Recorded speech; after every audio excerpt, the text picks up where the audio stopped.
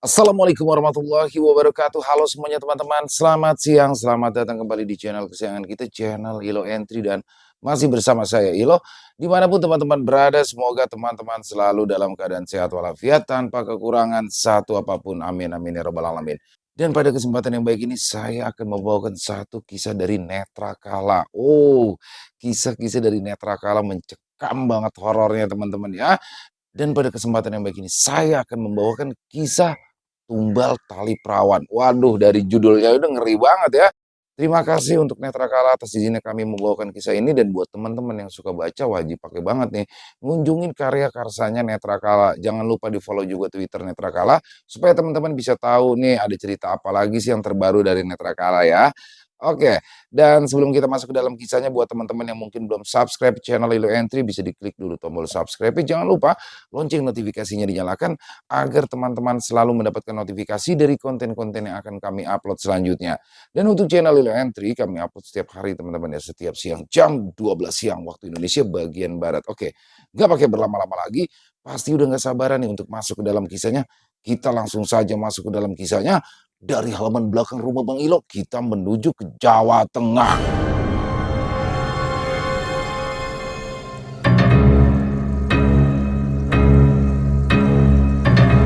Misteri di desa Renggono. Tumbal Tali Perawan.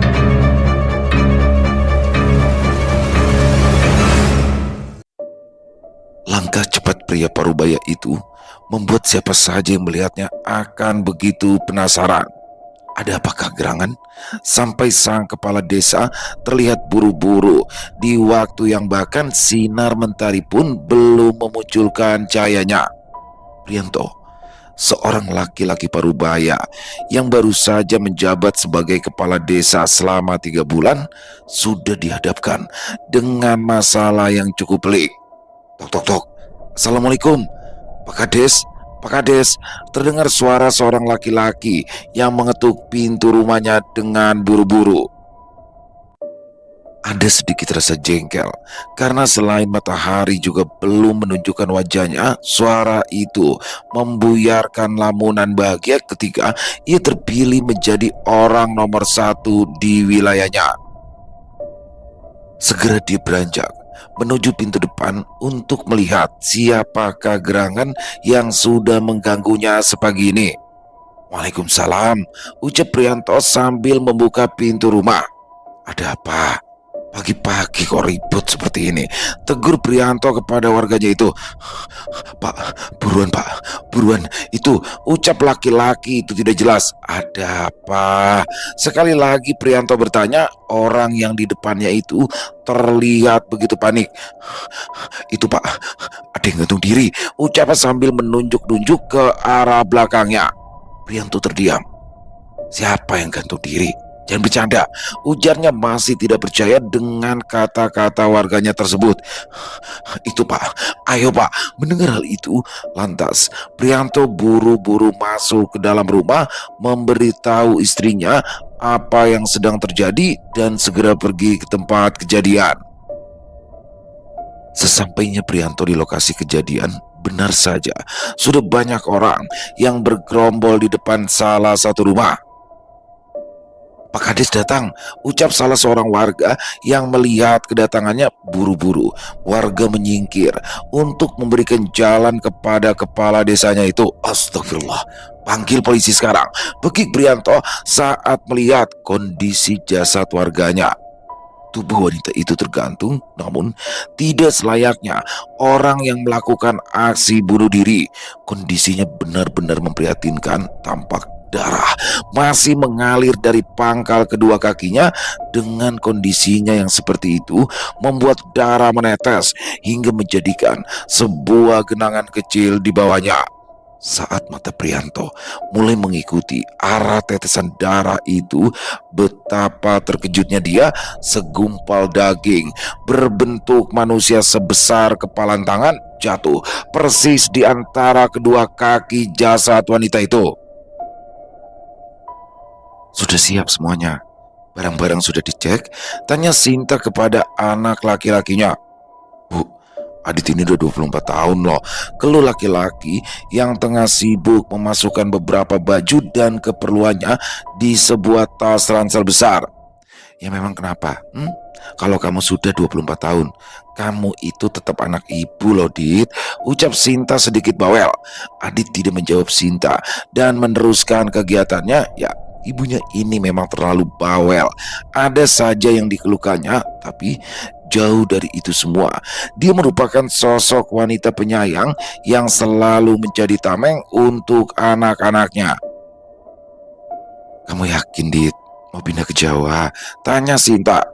Bukan pindah, Bu, tapi cuma liburan aja sebentar sambil cari suasana baru. Ya tapi kalau dapat kerjaan di sana juga nggak apa-apa kan? Jawab Adit tersenyum. Sinta yang mendengar itu hanya menggelengkan kepalanya, tidak setuju. Bagi Adit, ibunya itu berlebihan. Dirinya hanya berniat liburan ke rumah neneknya untuk beberapa waktu, tetapi malah justru Sinta berpikir kalau Adit ingin menetap dan tinggal lama di sana. Padahal Adit melakukan itu semua agar dia tidak terus-menerus teringat dengan Dinda, mantan kekasihnya yang tiba-tiba saja pergi meninggalkan dirinya di saat semua persiapan pernikahan sudah hampir selesai. Pada awalnya, memang sang ibu tidak setuju dengan permintaan Adit, akan tetapi karena ia terus memaksa, dan juga ayahnya Gunawan juga sudah memberikan izin, mau tidak mau Sinta juga mengizinkan Adit untuk pergi ke rumah neneknya yang ada di Jawa Tengah. Tidak mau berdebat, Adit buru-buru mendatangi adik perempuannya yang tengah bermain di ruang tengah. Abang beneran mau pergi?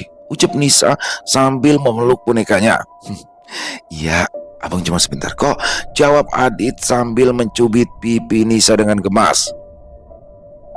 Adit, udah jam 8, kamu berangkat jam berapa? Terdengar suara ibunya yang masih berada di kamar Adit. Adit beranjak dan menuju kamar untuk mengambil barang-barang yang akan dibawanya. Di dalam kamar, Sinta masih mengecek beberapa perlengkapan milik Adit. Kamu hati-hati ya di sana. Jangan macam-macam, ikuti saja budaya yang ada.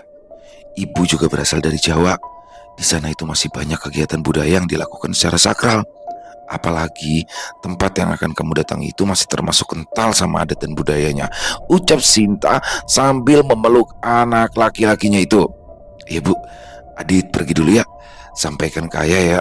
Walau tadi pagi Adit juga udah pamitan kok, kata Adit sambil melepaskan pelukan ibunya.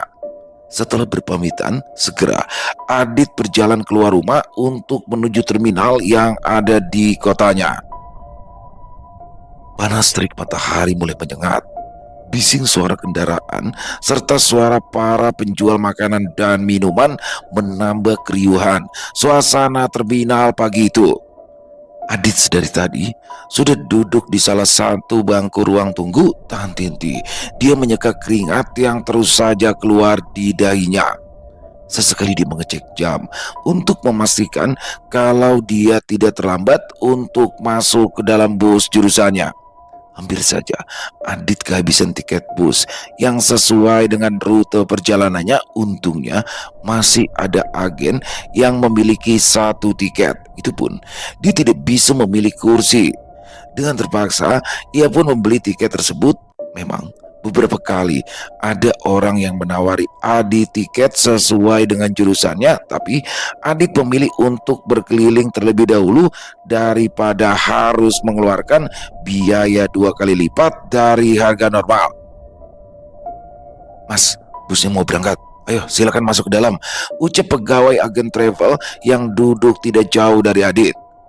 Segera Adit berjalan menuju bus yang akan membawanya ke desa Renggono. Melihat deret kursi, ternyata dia mendapatkan kursi di bagian tengah agak ke belakang. Misi mas, ucap Adit saat mencoba melewati seorang pria yang duduk di sebelah kursi miliknya. Laki-laki itu hanya tersenyum mempersilahkan Adit untuk lewat. Sekarang disinilah Adit. Ia duduk di dalam bus yang sedang membawanya untuk menuju ke rumah neneknya yang hampir tidak pernah dia kunjungi. Adit selalu melihat keluar jendela. Pikirannya masih terus membayangkan sosok Dinda. Entah kenapa, kenangan demi kenangan saat masih bersama Dinda selalu muncul di kepalanya. Dinda, orang yang dia percaya, yang dia anggap bisa membuat kehidupannya menjadi sempurna, tiba-tiba saja membatalkan pernikahan secara sepihak dan menghilang begitu saja. Adit sudah mencari Dinda dengan berbagai cara, tapi bagai ditelan bumi, sosok wanita itu menghilang tanpa jejak. Bahkan Adit juga sempat mendatangi panti asuhan yang dulu menjadi tempat tinggal Dinda, tapi hasilnya nihil. Setidaknya, mungkin dengan suasana baru, aku bisa melupakanmu, batin Adit sambil tersenyum kecut. Mas, maaf, apa bisa gordennya ditutup? Ucap penumpang di sebelah Adit yang membuyarkan lamunannya. Oh, boleh mas, kata Adit sambil menarik gorden hingga menutupi kaca jendela. Saya Arif, kalau boleh tahu mau kemana ya mas? Ucap Arif mencoba memulai pembicaraan. Ke kota ini mas. Nama saya Adit, jawab Adit. Oh, beda sedikit ya mas, saya mau ke kota sebelahnya.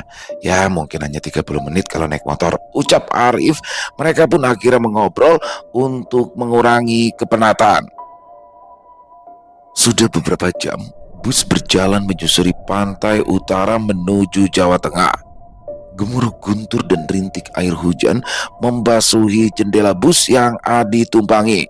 Dinginnya AC membuat tubuh Adit sedikit merasa tidak enak, padahal sedari tadi dia sudah mencoba menutup lubang AC yang ada di atasnya. Kenapa mas? Tanya Arif saat melihat Adit seperti sedang menahan sakit. Gak tahu mas, badan saya kok rasanya tiba-tiba gak enak ya. Apa karena AC-nya ya? Jawab Adit sambil menggerakkan badannya ke kanan dan ke kiri. Sejenak Adit melihat Arif mengaduk-aduk tasnya. Minum ini dulu mas, siapa tahu bisa enakan, kata Arif sambil memberikan sebungkus obat masuk angin cair di tangannya. Pada awalnya Adit sedikit ragu untuk menerima makanan atau minuman dari orang asing, tapi saat melihat sorot mata Arif, keraguan itu hilang. Segera Adit meminum obat tersebut dan benar saja badannya jauh lebih baik, bahkan tanpa bisa ditahan suara kentut terdengar dengan nyaringnya. Maaf mas, ucap Adit malu dan menyesal karena perbuatannya, padahal di belakang juga ada toilet yang bisa ia gunakan untuk buang angin. Ya mas, gak apa-apa, ucap Arif tersenyum. Walau sebenarnya Adit tahu kalau dia sedang menahan tawa. Berbeda dengan orang yang ada di depan dan di belakangnya, ada yang ngomel-ngomel dan juga ada yang tertawa karena suara kentut dari Adit. Merasa malu, akhirnya Adit mencoba untuk tidur. Siapa tahu waktu bangun aku udah sampai desa Renggono, batinnya. Bang Adit, bangun. Terdengar suara lirih wanita yang jelas sekali Adit kenal. Tapi tidak mungkin wanita itu sekarang berada di sini satu bus bersama dengannya. Bang Adit, bangun. Kebiasaan dia kalau tidur pasti ngorok. Sekali lagi suara itu terdengar di telinga Adit. Perlahan Adit membuka matanya dan benar saja wanita yang selama ini ia cari berada dekat sekali dengannya. Dinda, ini beneran kamu, ucap Adit sedikit keras. Kamu kemana aja Din? Kenapa kamu pergi? Lirih Adit. Dia mencoba menyentuh pipi Dinda. Terasa sekali kulit pipinya yang halus. Berarti ini bukan mimpi, batin Adit. Maaf mas, Dinda harus pergi. Mas sekarang pulang ya, ucap Dinda sambil tersenyum. Sejurus kemudian Dinda langsung berdiri dan berlari menerjang kaca jendela yang ada di seberangnya. Adit yang kaget langsung melompat berdiri. Terlihat tubuh Dinda separuh masih berada di dalam bus dan separuhnya lagi berada di luar. Bercak-bercak darah nyiprat ke kaca-kaca di sekitar Dinda. Teriak Adit kaget dengan apa yang dia lihat. Mas, bangun mas. Bangun mas, ucap Arif sambil mencoba membangunkan Adit yang terus mengigau dalam tidurnya. Terbangun, Adit langsung panik melihat jendela yang ada di seberang tempat tidurnya. Astagfirullah, ucapnya. Ingatan tentang Dinda yang berlari menghantam kaca dan tersambar bus yang berlawanan arah membuat jantung Adit berdebar dengan keras. "Ini mas, diminum dulu," kata Arif sambil memberikan sebotol air. Adit menerima air tersebut dan langsung meneguknya. Tenggorokannya terasa begitu kering. Baru beberapa detik saja separuh air mineral itu sudah habis di tenggaknya. "Maaf mas, airnya malah saya habiskan," ucap Adit saat melihat Arif sedang memperhatikannya lekat-lekat. "Ya mas, gak apa-apa," ucap Arif tersenyum. Tapi tetap saja Adit merasa ada yang aneh dengan tatapan Arif kali ini. Tegas, dalam, dan seolah sedang marah akan hal yang Adit tidak tahu. "Maaf mas, ada yang salah," ucap Adit. Tidak tahan, dia merasa tidak nyaman jika ada orang yang baru dia kenal merasa sakit hati dengan kelakuannya. Enggak mas, saya cuma sedikit tidak nyaman dengan wanita yang mengikutimu," ucap Arif tanpa basa-basi. Wanita? Wanita yang mana ya mas?" ucap Adit bingung. Maaf mas, sudah, lupakan saja," kata Arif yang langsung berpaling dan menutupi mukanya dengan topi yang ia pakai. Adit terdiam. Dia masih kebingungan siapa wanita yang Arif maksudkan. Adit begitu penasaran dengan ucapan Arif.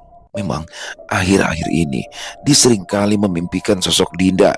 Dia pikir mungkin dia memimpikan Dinda karena memikirkannya terus-menerus. Karena takut nanti Arif bertambah tidak nyaman, Adit pun mengurungkan niatnya dan segera kembali memposisikan tubuhnya untuk kembali tertidur.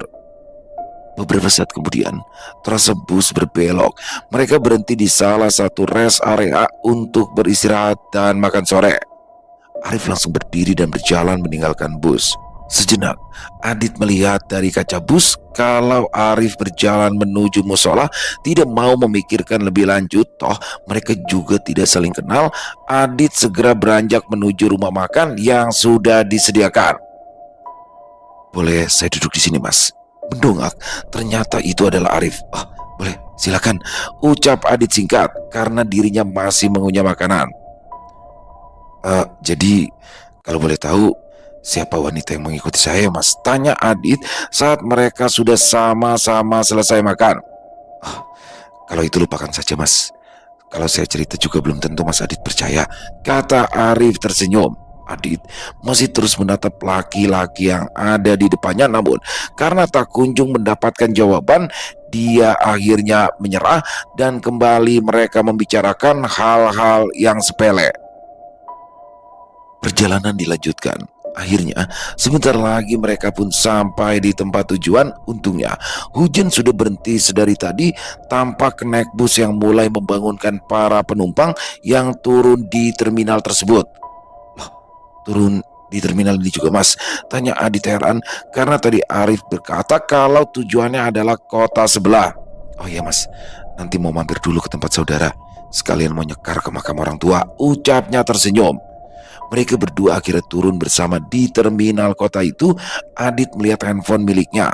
Sudah banyak sekali notifikasi yang muncul, terutama dari ibunya. "Saya permisi duluan ya mas, sudah dijemput sama saudara," pamit Arif yang dibalas Adit dengan anggukan dan senyuman. Adit mengedarkan pandangannya. Terminal terlihat sunyi dan sepi. Hanya beberapa warung makan saja yang masih buka. Dia lupa tadi untuk mengabari padenya. Karena itu dia harus menunggu kurang lebih 1 jam sampai padenya datang menjemput. Aditya kan?" ucap seorang laki-laki parubaya. Pada awalnya Adit tidak menyadari, namun saat laki-laki itu menyebutkan namanya, barulah Adit sadar kalau itu adalah Pakdenya, Pakde Marwanto, kakak kandung dari ayahnya. "Sudah besar kamu sekarang. Terakhir Pakde lihat masih SD," ucap Pakde Marwanto sambil menepuk pundak Adit. "Iya Pakde, sudah lama ya. Pakde sehat Pakde," ucap Adit. "Seperti yang kamu lihat, Pakde sehat. Yuk kita jalan sekarang. Nenek kamu pasti sudah nunggu," ajak Pakde menuju sepeda motornya. Setelah Adit duduk di jok belakang dengan sedikit tidak nyaman karena tas yang ia bawa lumayan besar, mereka pun segera melaju menembus malam pekat berkabut. Sepanjang perjalanan, Adit hanya mendapati beberapa sepeda motor yang berpapasan dengan mereka, entah karena kondisi sehabis hujan atau memang kota ini sesepi ini. Padahal jam baru menunjukkan pukul 8 malam. Rumah nenek masih jauh ya Pade? Tanya Adit dengan sedikit mengeraskan suaranya. Enggak Dit, sebentar lagi juga sampai, jawab Padenya. Dan benar saja, tidak sampai 10 menit setelah melalui jalanan makadam terlihat sebuah gapura kokoh yang bertuliskan Desa Renggono. Udara malam yang dingin serta adanya kabut membuat siluet rumah-rumah yang bercahaya temaram terlihat begitu mempesona, membuat Adit takjub. Desa Renggono memang terletak daerah tinggi di bawah salah satu gunung dengan ketinggian 3000 mdpl. Tubuh Adit mulai terasa kaku. Dia menyesal hanya memakai sweater tipis. Untungnya dari gapura sampai tempat tinggal neneknya hanya memakan waktu sebentar. Tibalah Adit di depan bangunan yang lumayan cukup besar, bermodelkan rumah zaman kolonial khas dengan batu-batuan yang ditempel di dinding bagian bawah. Terlihat neneknya sudah menunggu mereka di depan teras. Assalamualaikum, ucap Pade yang langsung mencium tangan wanita berusia senja itu. Waalaikumsalam. Ini Adit ya? Wah, kamu sudah besar ya, Le. Ayo masuk. Di luar dingin, ajak nenek setelah Adit mencium punggung tangannya. Suasana di rumah nenek tidak jauh berbeda. Saat terakhir kali Adit datang ke sini, lukisan besar yang berada di ruang tamu menampilkan keluarga ayahnya serta beberapa perabot yang Adit yakini sudah berumur tua. Nenek sehat? Tanya Adit saat mereka sudah duduk di dapur agar dekat dengan tungku perapian. Alhamdulillah sehat. Ini diminum dulu teh jahenya. Pasti kamu kedinginan toh, ucap nenek sambil menyorongkan secangkir teh jahe yang masih terlihat mengepul. Karena memang dingin sekali, Adit pun langsung meminum teh tersebut dan langsung menyemburkannya. Yuk ditiup atau diaduk dulu Thomas. Wah masih panas, ucap neneknya terkekeh sedangkan Padenya tertawa melihat tingkah Adit. Adit yang merasa malu segera menaruh kembali cangkir tehnya dan segera menghidupkan sebatang rokok. Bapakmu sudah bilang sama nenek terkait masalah kamu. Sudah, tidak usah difikirkan. Nanti kamu bisa cari kesibukan lain di sini, kata neneknya sambil tersenyum. Adit yang tidak siap dengan pertanyaan yang dilontarkan oleh neneknya hanya bisa mengangguk dan mengiyakan. Setelah itu, mereka hanya membicarakan dan menanyakan kabar satu sama lain sampai akhirnya karena malam yang semakin larut, Adit digiring oleh neneknya untuk segera tidur. Kini, ia menempati kamar bekas milik ayahnya. Kamar itu cukup luas, dengan model ranjang besi yang tiap kali Adit bergerak pasti akan menimbulkan bunyi decit yang tidak mengenakan. Sedang di sekelilingnya juga masih terdapat kelambu. Meja belajar pun masih sama saat ketika terakhir kali ia datang ke sini. Namun, karena dulu dia masih kecil, jadinya tidak terlalu memperhatikan sekitar. Sudah hampir 30 menit, Adit mencoba untuk tertidur tapi matanya tak kunjung terpejam. Dinginnya udara membuat tubuh Adit begitu kaku. Dia belum terbiasa dengan cuaca di tempatnya saat ini. Beranjak, Adit berniat untuk membakar sebatang rokok. Dibukanya jendela kamar, suasana benar-benar sepi. Namun itu wajar karena jam juga sudah menunjukkan pukul 11 malam. Menit demi menit, hisapan demi hisapan sudah berlalu, akan tetapi Adit juga tak kunjung merasa mengantuk. Dia kemudian bangkit, membuka pintu kamarnya, berniat membuat secangkir kopi. Percuma saja, ia memaksakan untuk tidur. Mungkin karena sudah berjam-jam dia tidur di dalam bus, jadi malam ini matanya menjadi begitu segar. Baru saja Adit melangkah menuju ke dapur, dia dikagetkan oleh bayangan wanita yang keluar rumah melalui pintu dapur milik neneknya. Ah, mungkin itu Bude. Tapi ngapain malam-malam gini keluar rumah? Batin Adit berpikir jika itu bukan urusannya, Adit pun segera membuat kopi dan kembali ke dalam kamar. Memang tadi saat Adit datang, Bude Ija masih ada di dalam kamar, kata Pade, badannya sedang tidak enak. Pagi sudah datang. Sinar matahari menyorot langsung mengenai wajah Adit yang bersumber dari jendela. Sedikit heran, siapa yang membuka jendela kamarnya? Diingat betul, saat sebelum tidur, dia sudah menutup jendela itu. Dit, sini, sarapan dulu, ucap Pade yang sudah duduk di amben yang sekaligus dijadikan tempat makan. Di depannya sudah tersaji berbagai macam masakan dan lauk pauk serta seteko kopi panas. Wah, Adit udah besar ya. Maaf, semalam Bude gak enak badan, ucap Bude Ija yang duduk di sebelah suaminya. Gak apa-apa Bude. Nenek kemana ya? Tanya Adit karena tidak melihat keberadaan neneknya. Ya kalau jam segini nenek masih jalan-jalan pagi Dit. Biasanya nanti agak siang baru sampai di rumah, jawab Bude Ija sambil menuangkan secangkir kopi untuk Adit. Hari ini kamu mau di rumah atau mau ikut Pade ke kebun? Tanya Pade yang masih mengunyah singkong rebusnya. Belum tahu Pade, tapi kayaknya masih mau di rumah dulu deh. Baru kalau mau jalan-jalan mungkin sorean aja, ucap Adit sambil mengebuskan asap rokoknya. Oh iya, tadi nenek pesan, di sini itu masih kental sama adat dan budayanya. Sama kamu jangan main-main terlalu masuk ke dalam hutan, ucap Padenya. Memangnya budaya seperti apa ya Pade? Tanya Adit penasaran. Ya masih ada beberapa warga yang sering menaruh sesajen di tempat-tempat tertentu. Nanti kamu juga tahu sendiri, kalau hutannya jelas bisa hilang kamu, jelas Padenya yang kini juga sudah membakar rokok.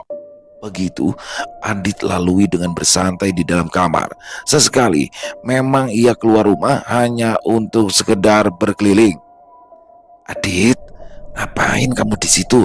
Panggil neneknya dari arah depan rumah. Saat itu Adit sedang berjongkok di bawah pohon mangga. Gak apa-apa Nek, lagi lihat-lihat sekitaran rumah aja, jawab Adit sambil buru-buru mendatangi neneknya. Kamu itu sudah besar, aneh-aneh. Nanti anterin nenek ya, kata neneknya. Kemana Nek? Tanya Adit sambil meminta barang-barang bawaan nenek yang cukup banyak.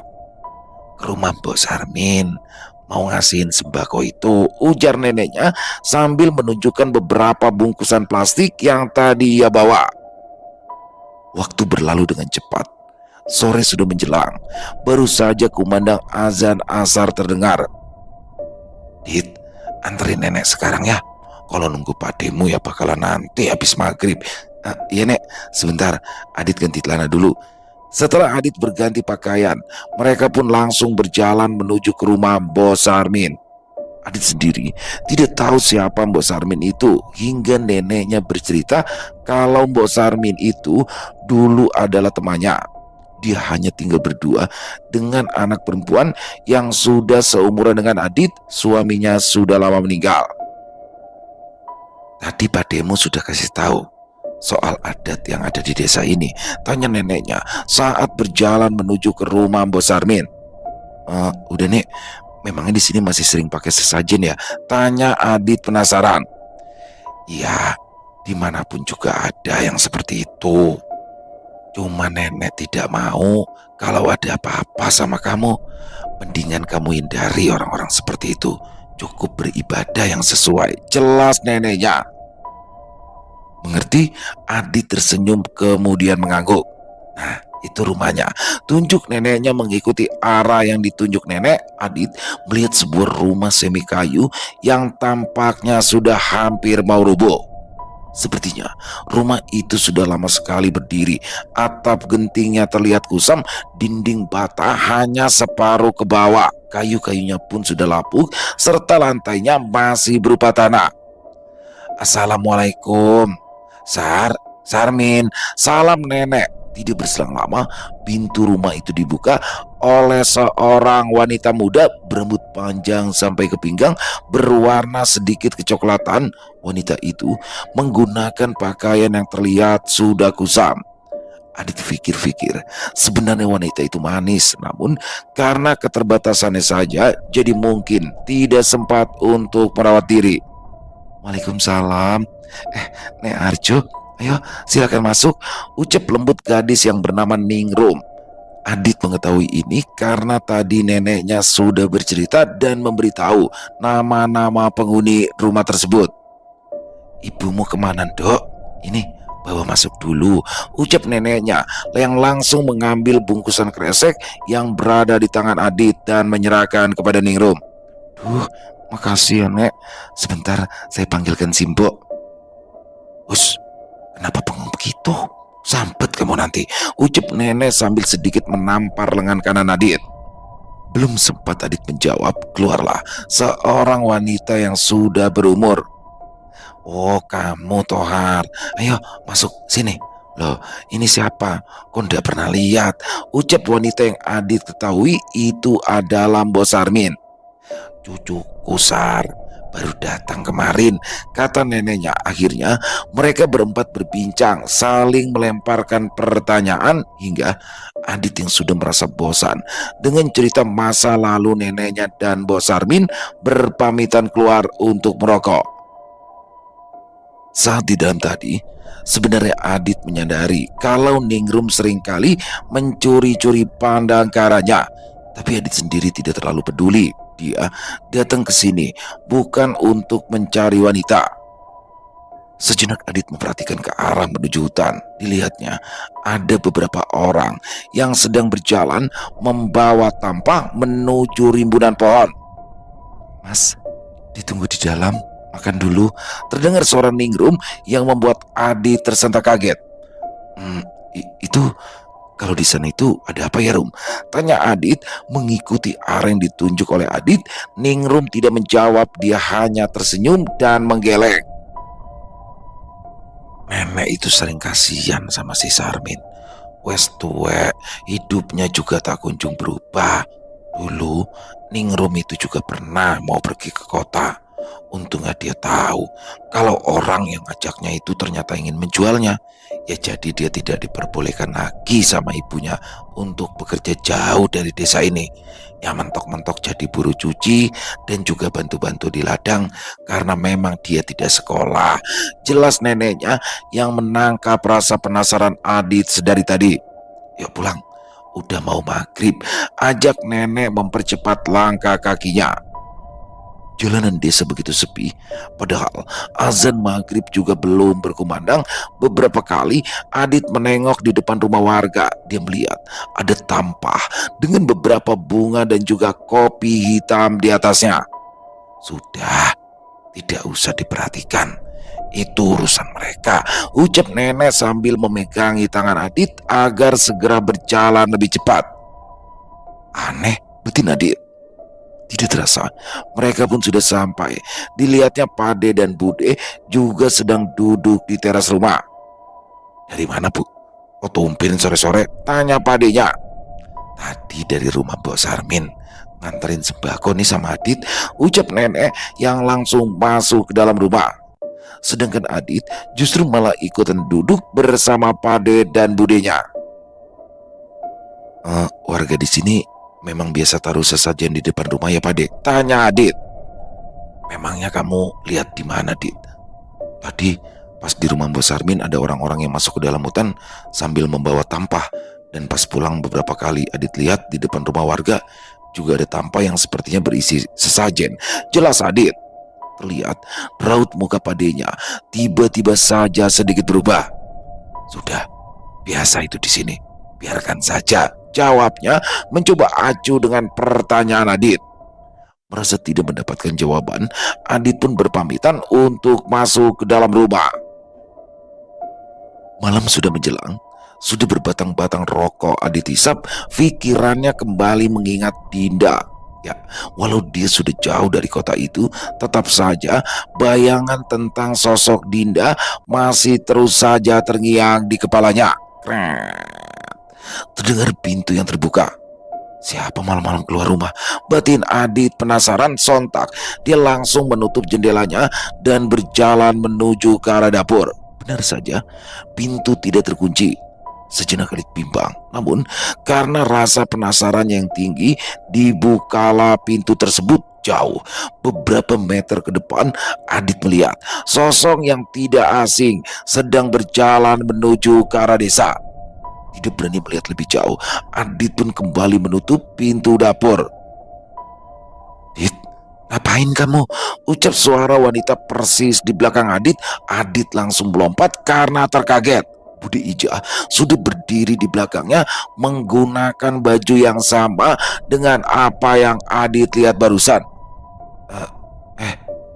Ini Bude, tadi Adit ke toilet terus pintunya kebuka, makanya Adit tutup, ucap Adit beralasan mengangguk. Kemudian Budenya berjalan menuju kamar mandi. Aneh, bukannya tadi yang berjalan keluar itu Bude ya? Batin Adit, ya dia tidak mungkin salah orang.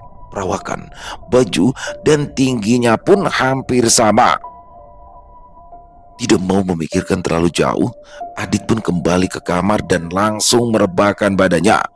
Pikirannya terus berputar, mengingat tentang Dinda, Sajen, dan kejadian yang barusan dialami. "Dinda, kamu ngapain di sini?" ucap Adit saat ia mendapati Dinda sudah duduk di tepian kasurnya. "Maaf Mas, Dinda harus pergi. Mas sekarang pulang ya," ucap Dinda sambil tersenyum tersentak. Adit terbangun. Kembali dia memimpikan sosok Dinda. Ada apa sebenarnya si Din? Batin Adit. Ucapan Dinda di dalam mimpinya barusan sama persis ketika Adit memimpikan Dinda saat berada di dalam bus. Terngiang-ngiang, segera Adit mengambil handphone dan menanyakan apakah kondisi di rumah baik-baik saja. Tapi karena memang jam sudah menunjukkan pukul 1 dini hari, pastinya semua orang di sana juga sudah tertidur.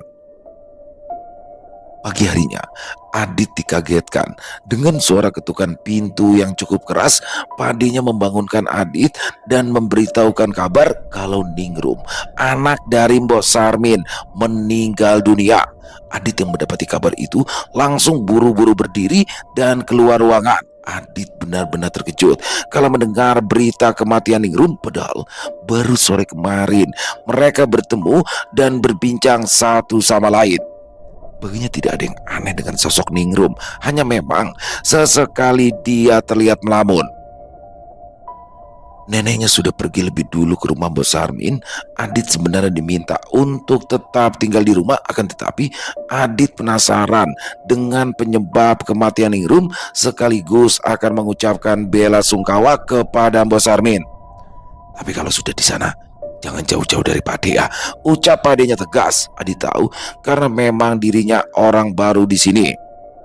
Sesampainya di rumah Mbok Sarmin, benar saja sudah banyak orang yang berkumpul di bagian samping rumah.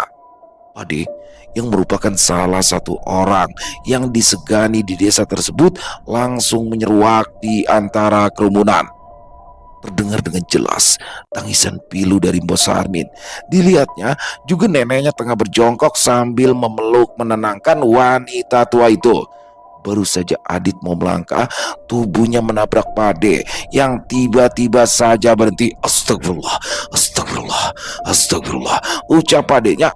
Adit langsung melihat ke depan dan betapa kagetnya dia. Tubuh Ningrum tergantung di kasau dapur rumahnya. Jasadnya begitu mengerikan. Anehnya, ada tetesan darah yang mengalir dari sela-sela pahanya dan terus menetes ke bawah. Ketika Adit melihat ke arah tetesan darah itu, dia bertambah kaget karena ada sebuah benda merah sebesar kepalan tangan manusia. Jelas sekali bentukannya mirip manusia yang sedang meringkuk. Janin, batin Adit sok. Pak Kades, ada Pak Kades, ucap salah seorang warga yang melihat kedatangannya. Buru-buru Adit beserta warga sekitar menyingkir untuk memberikan jalan. Astagfirullah, panggil polisi sekarang, pekik Pak Kades keras. Kegemparan benar-benar terjadi di desa Renggono pagi itu. Mayat Ningrum masih tergantung di kasau dapur. Atas permintaan dari Pak Kades, tidak ada satupun orang yang diperbolehkan untuk menyentuh bahkan mendekati jenazah Ningrum. Hingga pihak kepolisian datang, Adit yang baru pertama kali melihat kengerian seperti itu seolah terhipnotis. Jasad Ningrum yang tergantung membuat dirinya bergidik ngeri dengan mata melotot dan lidah yang terjulur, belum lagi darah yang mengalir dari kedua kakinya. Aneh banget, bagaimana bisa orang yang gantung diri mengeluarkan darah dan janin yang ada di dalam rahimnya? Batin Adit keheranan.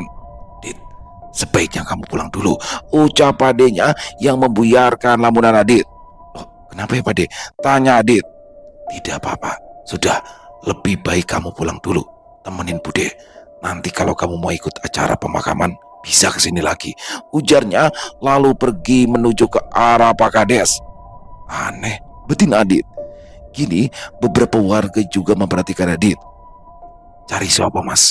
Tanya seorang laki-laki yang baru saja melangkah menuju ke tempat Adit berdiri.